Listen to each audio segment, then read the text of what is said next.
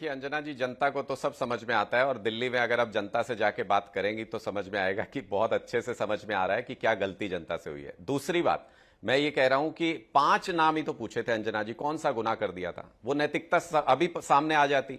5 नाम बीजेपी नेताओं के 11 साल में किसी सीबीआई ने, ईडी ने जिनके खिलाफ केस दर्ज किया हो, उनको जेल भेज दिया हो, 5 नाम नहीं गिनवा सकते। इतने विद्वान गौरव भाटिया जी बैठे हुए हैं, लिखते रहते हैं कलम से, 5 नाम नहीं लिख पा रहे।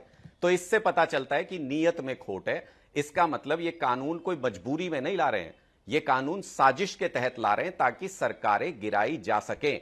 वो प्रयोग असफल हुआ था, इसीलिए झारखंड में भी मुख्यमंत्री के ऊपर जो केस किया था, उस केस में भी हाथ ढीले हो गए भारतीय जनता पार्टी के। अगर वो प्रयोग सफल हो जाता अरविंद केजरीवाल जी पर जो सबसे पहले किया था, उसके बाद कोई पलटना नहीं था भारतीय जनता पार्टी को। देश में एक के बाद एक सरकार, ऐसा है अनुराग जी कि इस देश की राजनीति ना आम आदमी पार्टी के गठन के साथ शुरू हुई, ना आप ही लोगों के साथ खत्म होती है। इस देश में ये तरीका रहा है। आज तक कोई ऐसा मुख्यमंत्री नहीं था जिसने जेल से सरकार चलाई हो, किसी ने नहीं। और इतने आजादी के इतने वर्षों तक अनेकों, वो अशोक चव्हाण का नाम ले रहे हैं, लालू प्रसाद यादव का है, हेमंत सोरेन का नाम है, अनेकों मुख्यमंत्रियों के नाम है। आप इस बात से नहीं भाग सकते हैं कि इतनी बड़ी आपने पार्टी खड़ी की, इतने सारे चेहरे थे, लेकिन किसी पर भरोसा नहीं किया।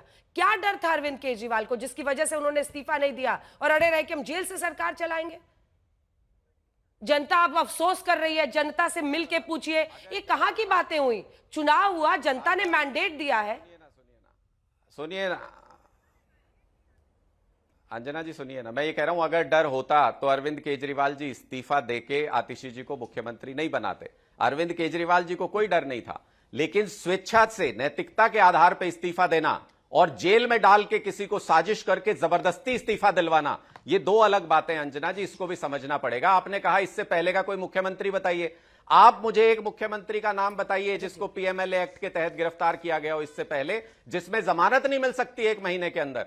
एक मुख्यमंत्री पूरे इतिहास में, भारत में एक मुख्यमंत्री का नाम बताइए जो पीएमएलए जैसे एक्ट में गिरफ्तार, जिसको किया गया हो, जेल के अंदर डाला गया हो।